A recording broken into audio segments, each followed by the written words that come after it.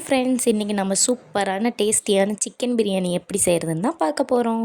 First அதுக்கு ஒரு cooker எடுத்து அதில் எண்ணெய் ஊற்றிக்கிறேன். அப்புறம் பிரியாணி மசாலா ஆட் பண்ணிக்கலாம். என்னென்ன போட்டிருக்கேங்கிறத டிஸ்கிரிப்ஷனில் கொடுத்துருக்கேன். அப்புறம் நீட்டமாக கட் பண்ண 2 பெரிய வெங்காயம், 7 பச்சை மிளகா 2ஆக கீரி போட்டிருக்கேன். வெங்காயமும் பச்சை மிளகாயும் நல்லா வதங்கினதுக்கப்புறம் ஜிஞ்சர் கார்லிக் பேஸ்ட் ஆட் பண்ணிக்கலாம். நான் 2 டேபிள் ஸ்பூன் போட்டிருக்கேன். நல்லா பச்சை வாசனை போனதுக்கப்புறம் 3 தக்காளி பொடியாக நறுக்கி போட்டிருக்கேன். தக்காளி கூடவே தேவையான அளவு கல்லுப்பு சேர்த்து நல்லா தக்காளி வேகிற வரைக்கும் வெயிட் பண்ணணும். அடுத்து ஒரு கைப்பிடி அளவுக்கு புதினா கொத்தமல்லி போட்டுட்டு 1 கப்பு தயிர் ஊற்றிக்கணும். எல்லாம் நல்லா மிக்ஸ் ஆகிற அளவுக்கு கலந்து விட்டுட்டு நம்ம எடுத்து வச்சுருந்த சிக்கனை போட்டுக்கலாம்.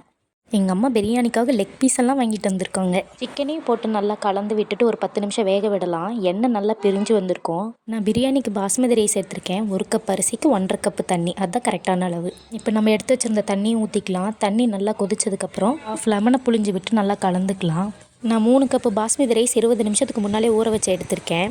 அதையும் இதில் சேர்த்து நல்லா கலந்து விட்டுக்கலாம். அப்புறமேட்டு கொஞ்சமாக நெய் ஊற்றி கலந்து விட்டுட்டு குக்கரை மூடி வச்சு ஒரு விசில் வர வரைக்கும் வெயிட் பண்ணணும். குக்கர் விசில் அடங்கினதுக்கப்புறம் ஓப்பன் பண்ணி சாப்பாட்டை பொறுமையாக அடியிலேருந்து கிளறி விடணும். ரொம்ப கிளறினோம்னா அரிசி உடஞ்சிரும். ஃபைனலாக சுட சுட பிரியாணியை பிளேட்டில் சர்வ் பண்ணி சாப்பிட்டா சூப்பராக இருக்கும். இது கூட தயிர் பச்சடி, தாளிச்சா எது வேணாலும் வச்சு சாப்பிட்டுக்கலாம். அரிசி நல்லா சாஃப்டாகவும் உதிரியாகவும் இருக்குது. சிக்கனும் நல்லா ஜூஸியாக வெந்திருக்கு.